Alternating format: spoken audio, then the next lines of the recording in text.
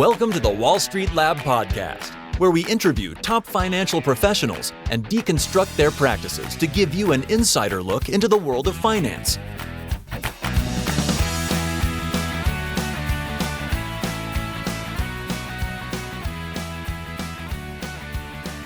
Hello and welcome to another episode of the Wall Street Lab podcast.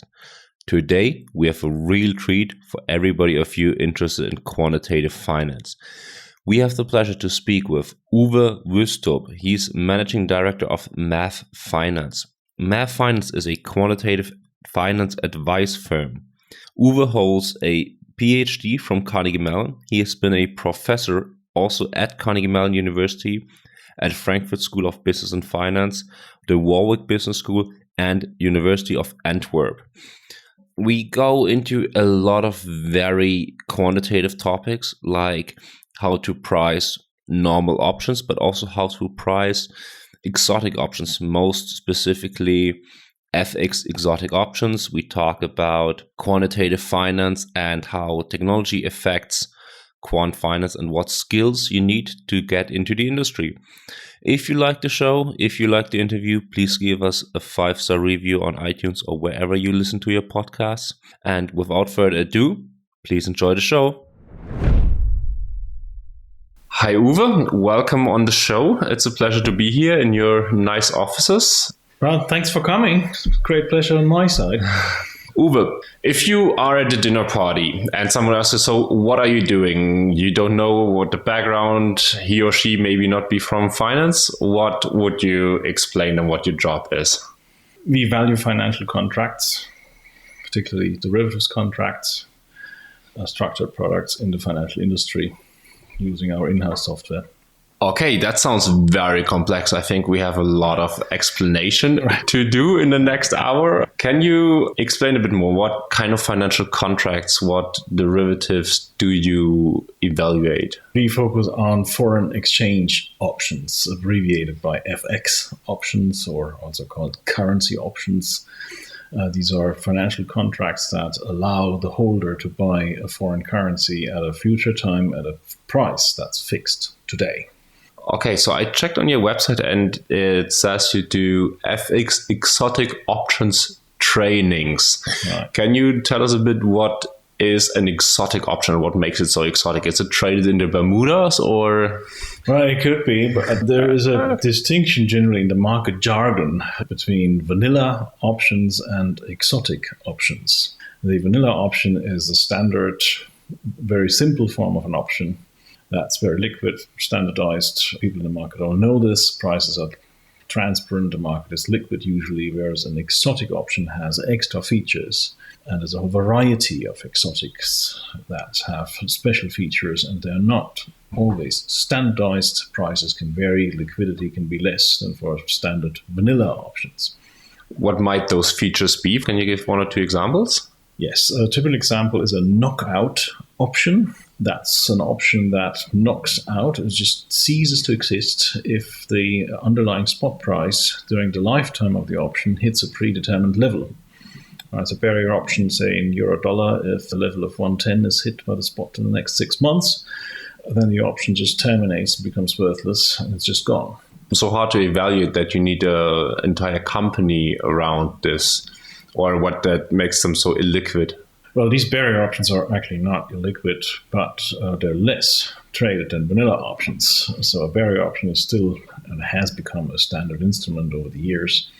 What makes it difficult to evaluate them is that the payoff of the option does not just depend on the final spot, say in 6 months, but it depends on which path the spot price took during the lifetime of the option, whether it actually hits the 110 level or not. Can you tell us a bit how you would price a vanilla option versus how you would price an exotic option? Oh, that's a very good question. So for a vanilla option, there is a very classic formula, the so-called Black-Scholes formula, coming from a paper by Black and Scholes published in 1973, so actually quite old.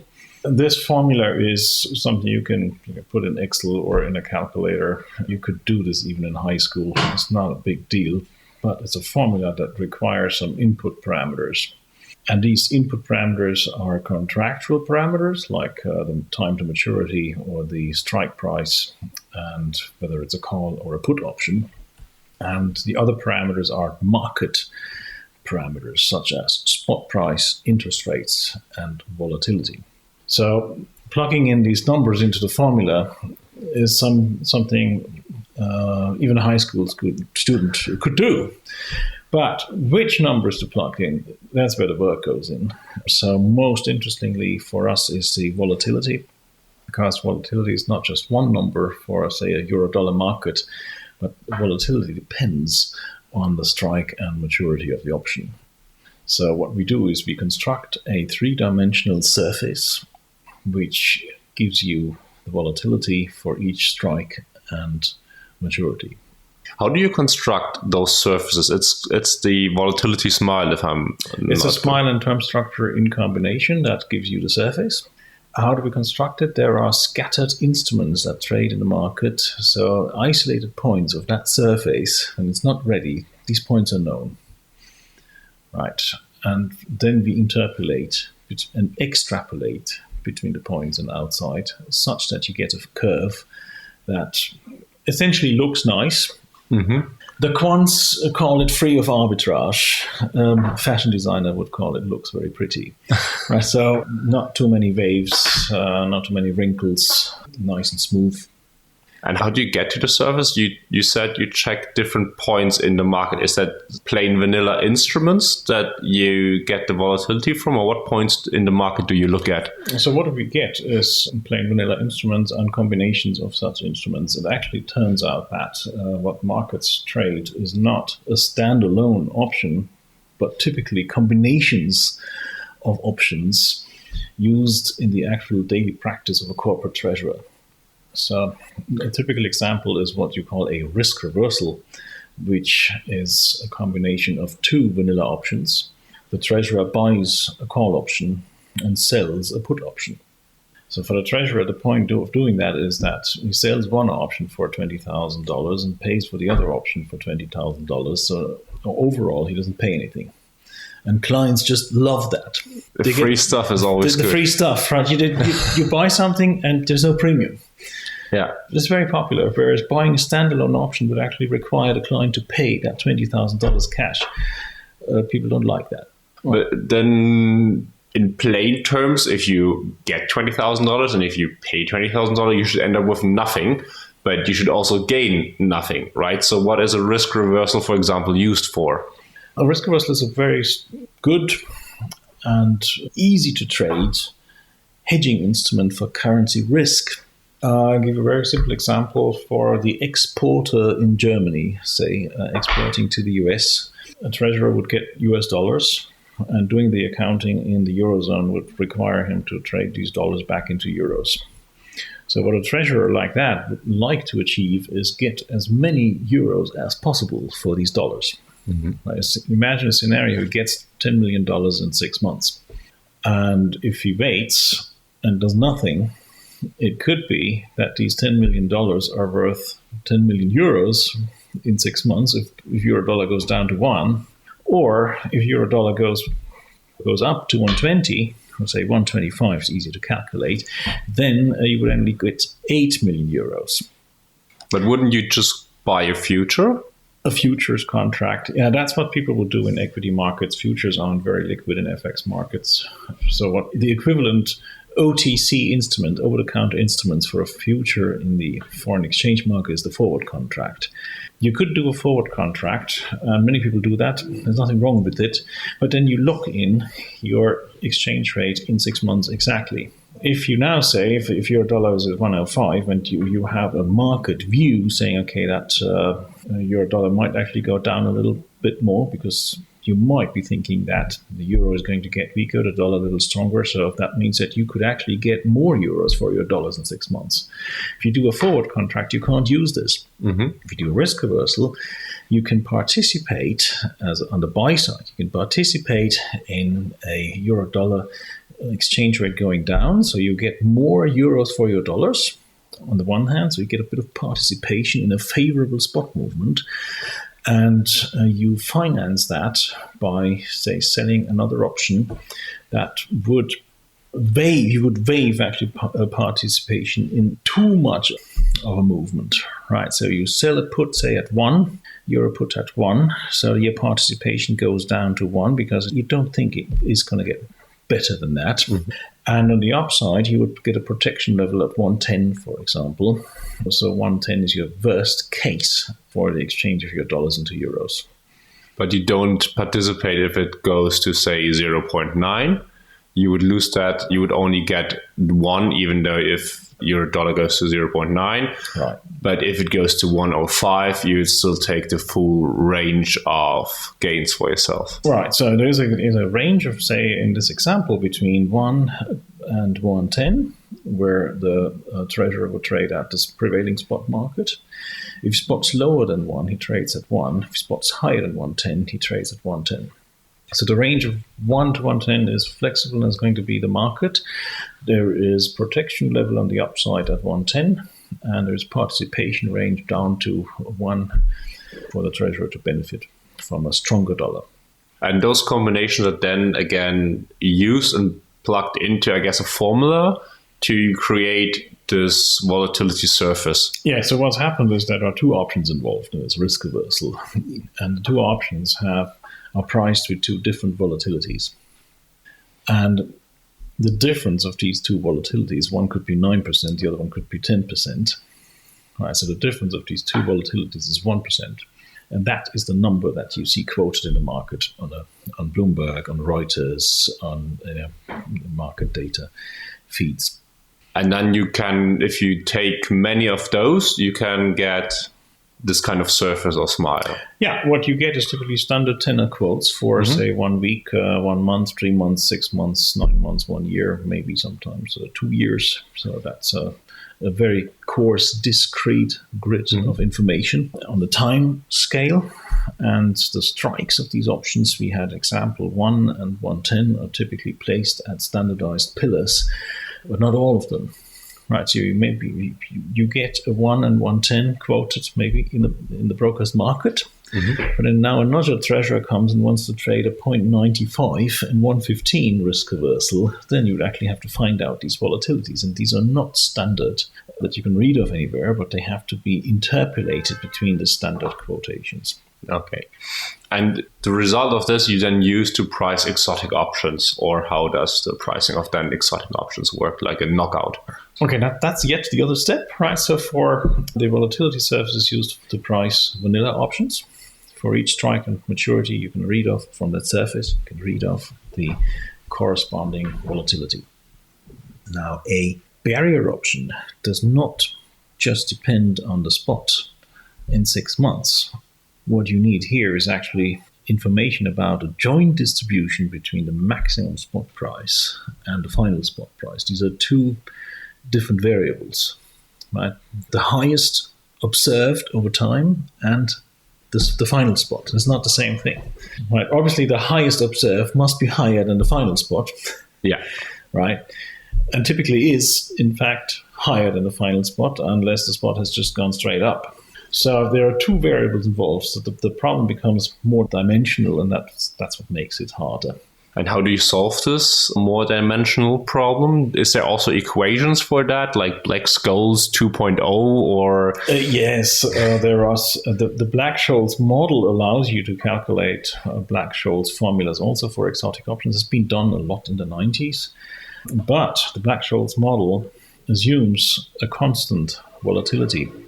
And when you look at the market, it turns out volatilities aren't constant. So that model has been gradually upgraded and extended by a lot of other models. A typical example is that one observes that volatility is not constant. So then quants have made it first a function of time, then making it a function of time and strike, and then later on make volatility itself a random process. And then you get to a level of what you call stochastic volatility models, where both the spot price, the euro-dollar rate, and the volatility for that euro-dollar rate become stochastic, like random processes. And then how do you calculate those random processes? Like, how do you model random processes? The way this works is that there is a mix between the academic world and the practitioners. So the academics write papers, come up with a model with certain distribution assumptions, then they write about that, and then the practitioners use it, and then it's going to be filtered what works and what doesn't over time. So these stochastic volatility models have several parameters, maybe 4 or 5 parameters, and these parameters have to be calibrated, which means that calibration parameters have to be found such that market instruments with known prices are priced correctly in this model. And if the traded instruments with known prices are priced correctly, then the assumption is that the other instruments with unknown prices are also priced correctly, or at least consistent with the known products. Okay. And how does your company fit into the spectrum between academics and practitioners? Are you some kind of translator, or what's basically the service you use, you help your clients with? Yeah, the translation is not a bad phrase. We used to have a subtitle of our company, which was the bridge between academic research and investment banking. So where we could jump in here is that knowing several papers of the academic world, we would be able to implement these papers and actually show our clients this is the resulting number you would get, and this is how fast you can get that number, and this is how stable that number is over time. And then our clients don't have to do this exercise themselves. So we can speed up that process because we've done it a couple of times. So for us, it's easier. There's a bunch of mathematicians at the company with many years of expertise in that area. There's a bunch of questions that come to my mind. The first is, I often hear this in quantitative finance, what you mentioned, the speed is one topic and stability is another topic. Can you explain what is meant with fast? How fast can you get to the number, and how stable is that number? Because maybe not everybody on the podcast is that deep into modeling. Okay, great. That's very important. So speed is an important thing. I mean, look at nowadays mind frame, right? If you go to your browser and you click something and you expect that to happen, right? If you see it's stalling and nothing's happening for 20 seconds, I get angry. I'm not sure how you feel. Right? Absolutely, like, why isn't anything happening, right? So the general mind frame, the trading community, is that they want to see results instantaneously. But don't we have supercomputers to take care of that? Isn't like computing power went up so much that it should not be a big deal to calibrate very fast? Or it is because of companies like ours that this fast calculation is possible, right? And also a lot of quantums in banks have done this transition from the way it principally works to calculate an option price to a machinery that's very fast. And that had to be done over the years because the competition in the markets is enormous. Right, so you have to deliver fast prices for your products because the prices are going to be distributed. And look at the big picture. We're not at university, right? So it's not like calculating one price for one instrument. It's much more than that. For example, if you are a market maker and you're on the platform where people can log into a platform and price instruments and trade instruments, as many as they like, then you can imagine you have maybe 500 users asking for a price, right? So people are doing multiple requests and all of that has to be handled, right? And then once a trade is done, then the option actually lands in a portfolio in the bank's book. And that portfolio fills up. Mm-hmm. Anytime you do a trade, one more option is added to it. So the big shops have maybe 100,000 options in their portfolio for one currency pair. And then they have to run a valuation of the portfolio. So it's not just pricing one option. It's pricing 100,000 options in each currency pair. And then you probably also need to price how those options interact with each other, because you want to know what's your portfolio exposure, right? If the, euro dollar goes down 5% by tomorrow, are you bankrupt, or can you keep on doing business. Exactly. That's the area of risk management, right? You don't just look at the price of the instrument right now, but you do what you call a ladder, like a spot vol ladder. So spot vol ladder means you generate a two-dimensional matrix where you vary the spot price. So spot maybe 105, 106, 107, and so on. So you generate a grid of possible spot prices observed over the next couple of weeks. And you do the same thing with volatility. If current vol is 10%, you make a scenario with 11%, with 12%, with 13%, and so on. And that fills up the matrix. Right, and then what a risk management system would do would calculate all these option prices also for other scenarios, for the 100,000 options in the book, right? And then show you this matrix. And if the risk, the portfolio value shoots up in one corner, maybe if spot goes up to 115 and vol goes down to 5%, maybe that's a risky scenario for a bank. And then it produces like red flashing numbers, right, that tell the trader, oh, wait a moment, if spot really goes there, you have to do something. And it's important for a trading desk to know that before you get there, right? You want to know about the damage or the catastrophe before it actually happens so you can do something about it. And there again, speed is important, right? You'd want to know your exposure in real time, ideally, so you can react and buy hedging instruments. Absolutely. And then are the models that you use for single options different from the models that you use for portfolios, or is it just the same model added up 100,000 times? You would actually use different models for vanilla options and for exotics. Right? So for vanilla options, it's the Black-Scholes model with an appropriately constructed volatility surface. Mm-hmm.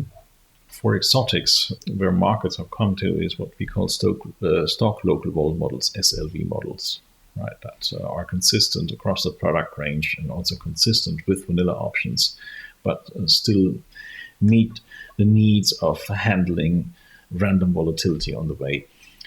So that's what's being done. And actually, model governance, which is required for financial institutions to do, is just that, running a consistent modeling regime across your entire portfolio. So that means companies like yours come into a bank and like, hey, let's look at your models. Are they still consistent with what the market does, or do you need to change anything? So are they on a constant review and constant improvement, or is it like, hey, this model works and let's just put it there? There are three phases. Phase one is model production, typically triggered by trading front office. It doesn't mean that the traders can use it.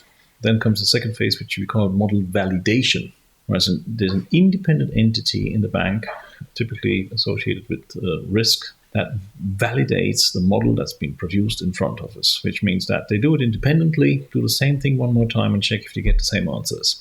Then when the model validation is done, a report is being written. Typically, it has to be approved by the regulator, like ECB, and then the bank can start trading. And the model governance process requires that this validation has to be rerun at a smaller scale in a certain frequency, like every 2 or 3 years, to verify if the models in place are still good practice with the market, are still good practice in the sense like, is the model appropriate to avoid big losses? And what triggers those front office model productions? Is there like just a trader comes up with, oh yeah, I read about this new cool model and I want to implement it now? Or is it, oh, well, I'm seeing in my book that I make constant losses every time this or that event happens? Or what are typical triggers? It's more the second one. The first one, or what could we possibly be doing tomorrow, is not something people have time for. Okay. But the second one, new models are typically a result of losses occurred from models that weren't particularly good. Right, in times when we didn't have stochastic volatility, a lot of losses were made. A lot of banks they had to shut down because they lost a lot of money because the prices were wrong, the hedges were wrong, and they went out of business. So if you get it wrong and you still can be in business, then you need a model upgrade.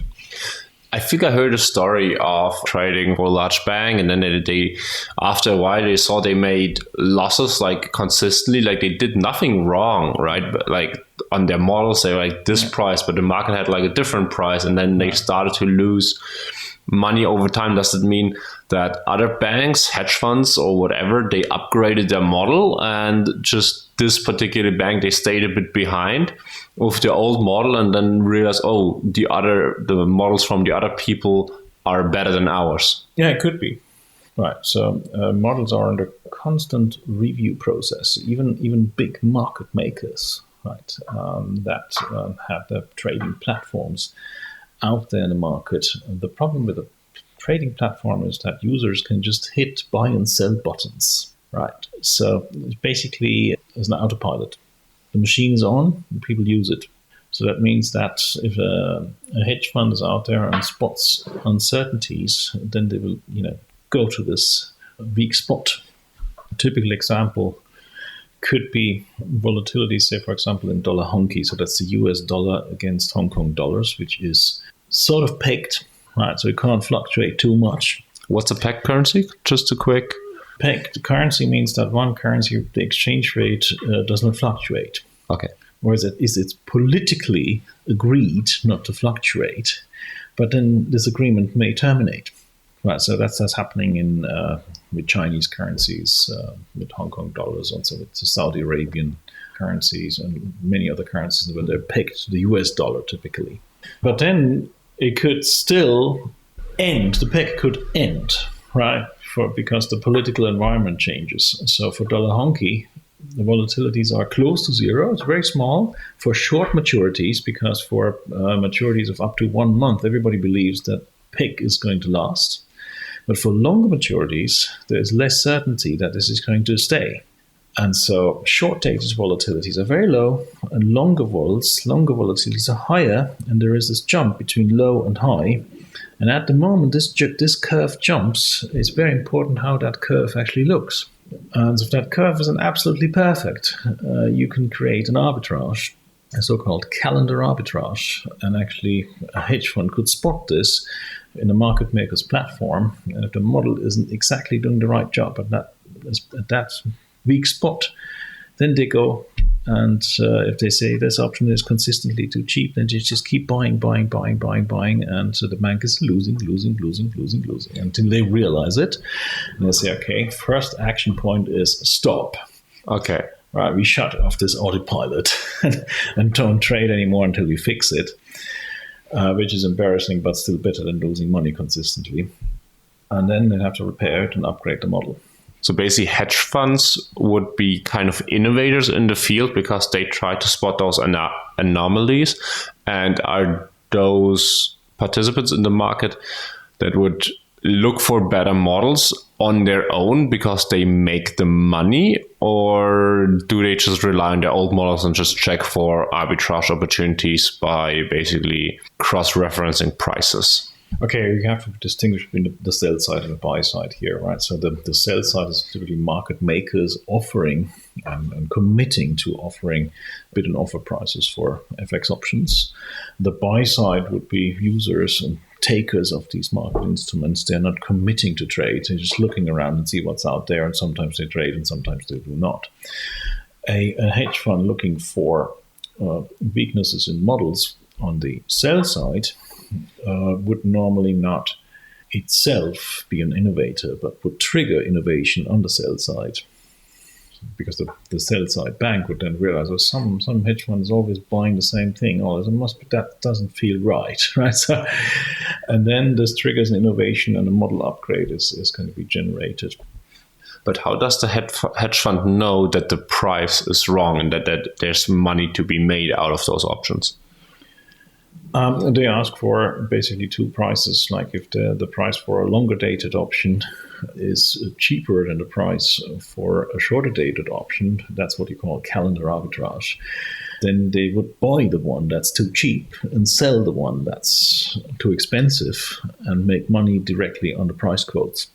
Okay, and then this triggers the bank, and the bank is like, okay, stop, and we remodel the risk. And I guess in those cases, you as a company come in, the bank reaches out, is like, hey, we losing money on this. Can you come help us to develop a new model? Or how does the process usually work? It could be, right? So there's a problem like that. Any very, very specific problem. One of our products, like a variance swap, doesn't sell. Our prices always seem to be too high. We don't have any buyers. Why is that, right?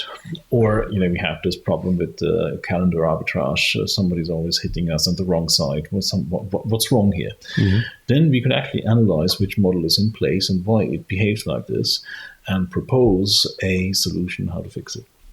And also implement it if that could be the next step. Mm-hmm. We speak so much about models, but I thought, like, as somebody just touching the surface of finance, aren't like most of the models like super old? You said Black Skulls is like from 1973, and then there's like newer models, but they're not quite new yet, right? Like, are they really coming out new models every year, or are they just not known to the broader, even finance population? In the area of option pricing, models after Black-Scholes have in fact been developed and also published. There's a model by Stephen Heston, who's also born in Frankfurt, by the way. That came out in 1993. So also a bit old, and actually he was working at Goldman Sachs at that point of time. And the mere fact that the bank allowed him to publish that paper probably means that the bank had already understood that it's not very good. Because the point of a good model is to keep it proprietary and to make sure that the competition doesn't actually get hold of the model insights. So once something's published, once the academics get their fingers on it, then for the industry, it's not so interesting anymore. Because if you want to be at cutting edge, a bit ahead of the curve, then it's typically done in-house by market makers. But then how do you come in as a company that is consulting? Do you then sign pledges not to use this information at your next client? Or what's the business? Why would a bank work with you to do those things, not just try to hire as much quants as possible? Oh, they could be hiring quants as much as possible, but the problem is that maybe they hired 10 quants for one specific problem, and then they have nothing to do. So then you have to fire them again. So to solve specific problems, sometimes it's just more efficient to have a consultant for a month or two to solve a particular problem, and there's no more commitment for that bank actually to keep that staff. Right? Okay. And of course, we do have NDAs with all our business partners, non-disclosure agreements. That's quite standard in the market. Of course, we would not reveal inside information of our clients to others. Right. I want to switch gears. Can you give us your opinion on where does finance end, where does quant finance start, and what's the situation in between? So if I look at general finance activity as you see it at universities, like in a department of finance, so there's a lot of analysis of historic data, a lot of econometrics, as I would call it, like analysis of data, evaluating statistical properties, trying to forecast something, or finding out distribution properties of underlyings and correlations of different financial titles. That is finance. Right, so a lot of statistics. You can write one paper after the other, and so for the publish or perish industry, that's perfect. For quantitative finance, now that is also econometrics, but at a lesser scale. It's more stochastic processes modeling in combination with solving partial differential equations. And for the industry quant, it is a very solid skill of implementing a model in practice in a programming language, actually making something run. Right. Finance is typically a very theoretical field, right? Whereas quant finance for the industry, the so-called quant, is somebody who can implement a model in a programming language, so that a user can actually really get the number, get it fast, and get it in a very stable way.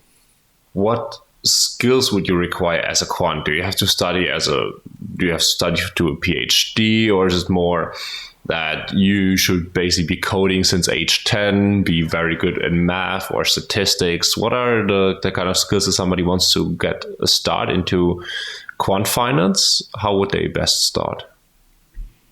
A good analytic education is very helpful. So you could be studying mathematics, but with a focus on applications like numerical mathematics or stochastic analysis, probably not topology or algebra, but something more industry focused.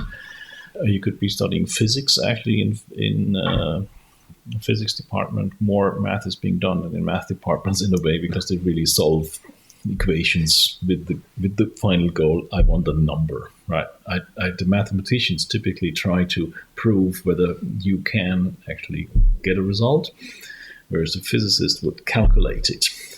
I love your explanation of finance is traditional versus quant finance is practical, because like for me, as I think an outsider, and many of our listeners are like outsiders into this quant finance, they're like, how can quant finance be practical? Like for us, it's like this totally theoretical field, and especially for if you talk about physics, right? For I think most of the people out there is like, oh, this is so theoretical. How can this be practical?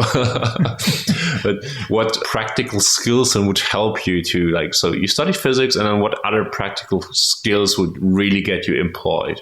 To get employed, good quantitative skills is number one, so which can be acquired in physics or mathematics, or even in economics department that has a quantitative focus. The second important thing is being able to program. So if you are a good programmer, that means you can actually make the knowledge practically viable. So that counts. And that typically comes with an enormous amount of patience that you need to have, because coding means debugging.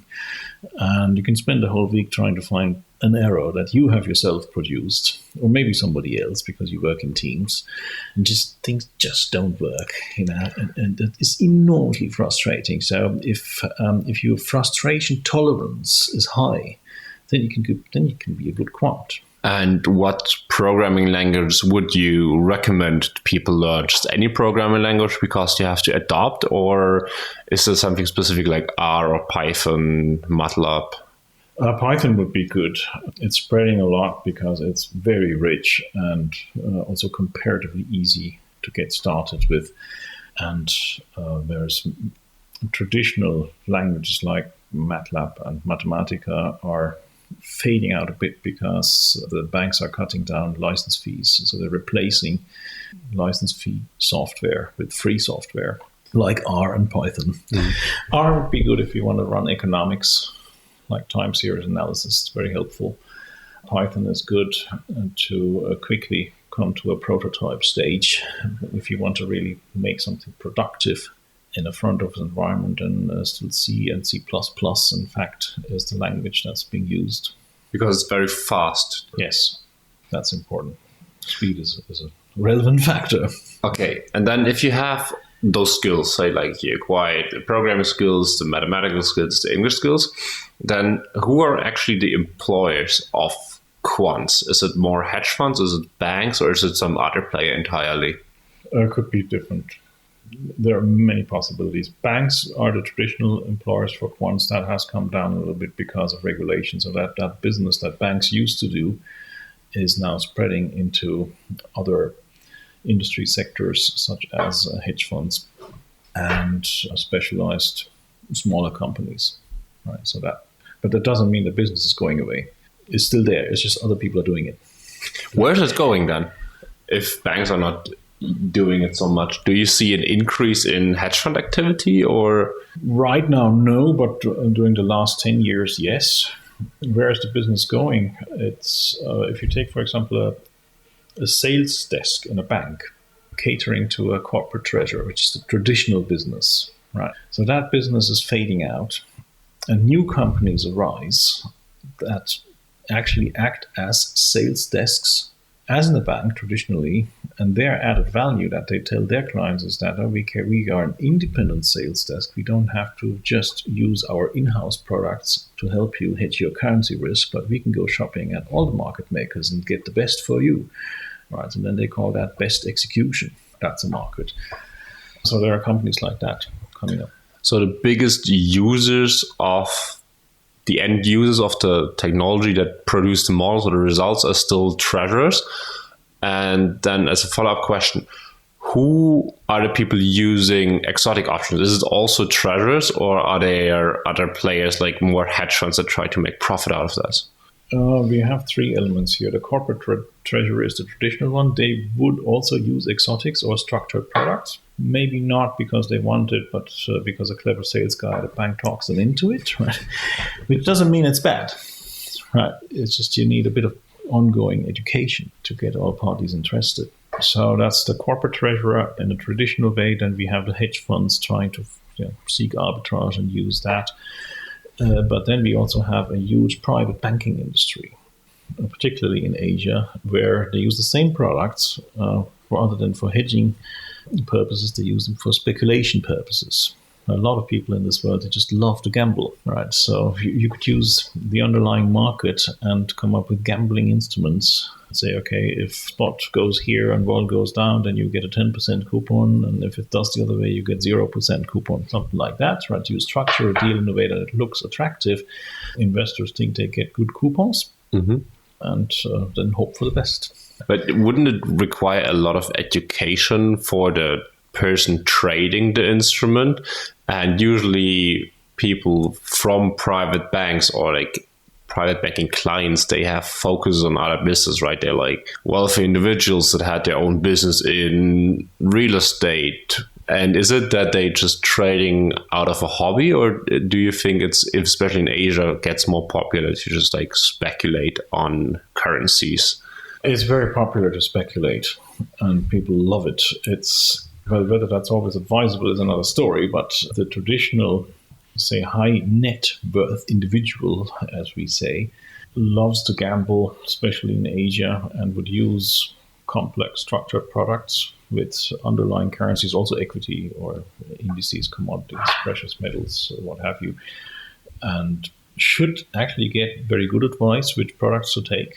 That doesn't always happen. So badly advised clients who get very highly leveraged portfolios, they sometimes blow up, like after the financial crisis, and then it lands at court.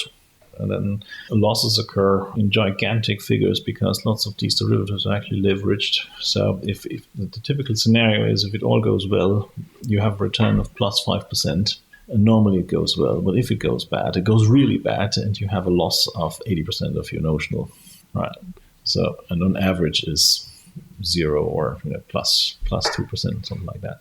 But then why do people do that? Are they just not aware of this very kind of bubble return? It's like, it goes very well most of the time. Like it goes somewhat well most of the time, but then if it goes bad, I'm knocked out and I'm bankrupt. Why would people do that? Because they don't believe in the horror scenario. That can be because of a very clever marketing. But what should be done in such a case is actually to set up an exit strategy so that you can get out of your position before it gets really damaging. Right? So a lot of these astronomical losses could have been prevented if there had been an exit strategy on the way. Say, okay, we review the portfolio every month, and say if it really goes bad, we unwind it before it gets too bad. And then there's more a psychological hurdle to then admit that it's gone wrong, and one would rather wait another month or two, hoping that'll get better, but then it gets worse and worse and worse. Right. A former guest on the podcast said, "He who trades without a stop soon stops trading." Right, exactly, right. So that seems to be very accurate. Do you feel like all those exotics and the derivatives, they got less after the financial crisis, or are they still increasing in volume? I think we have to distinguish which market we're talking about. The financial crisis was mainly a crisis in the credit asset class. Right. Now, we've been talking about currency most of the time. Currency is a more bread and butter type of business. It's never gotten to these extremes. So structured products in foreign exchange markets have been there. It's gotten a little less after the crisis because everything came down a little bit. But now the business has actually gone to Asia, same products, and it's also coming back to Europe. Users are trading it nowadays with much better regulation, which with the sell side with much higher confidence on their models and with much faster platforms.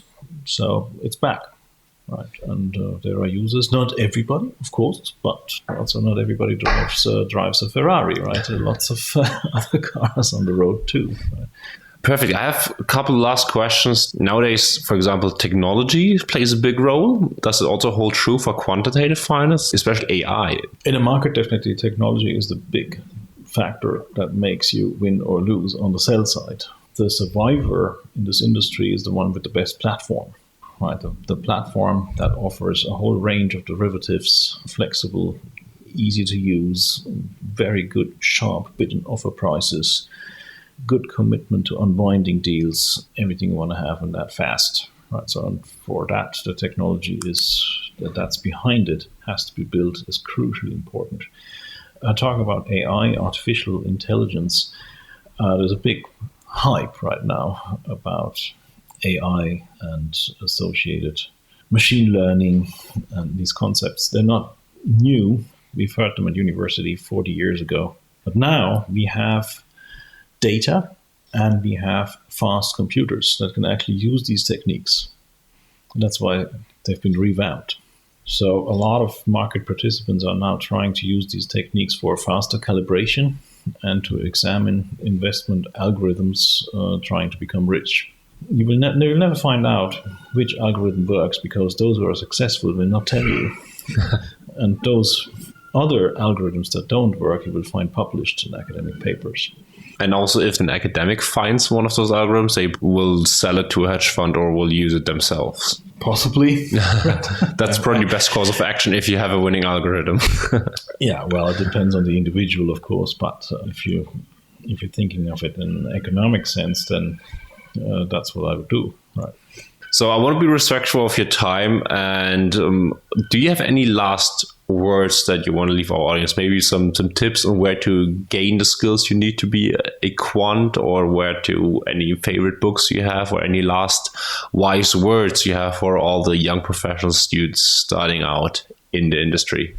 For young professionals, I would recommend look around the world. Don't stick at the same university that you've done your master's. Maybe go somewhere else for a Ph.D. to have some fresh input, particularly some of the good universities in the US, like in New York, or Carnegie Mellon with its famous master program is really, really good. So if you're looking for a job, that's where I would go because you'll be placed.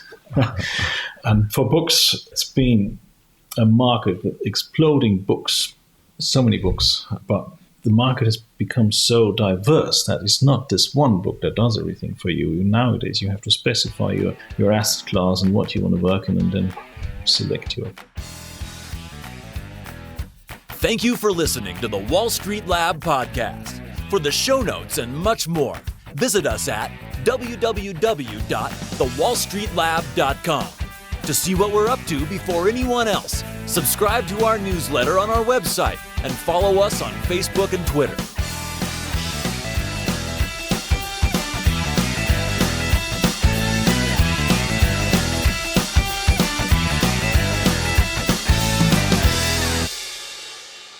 The information contained in this podcast constitutes the opinions of individuals and should not be treated as investment, tax, financial, or legal advice.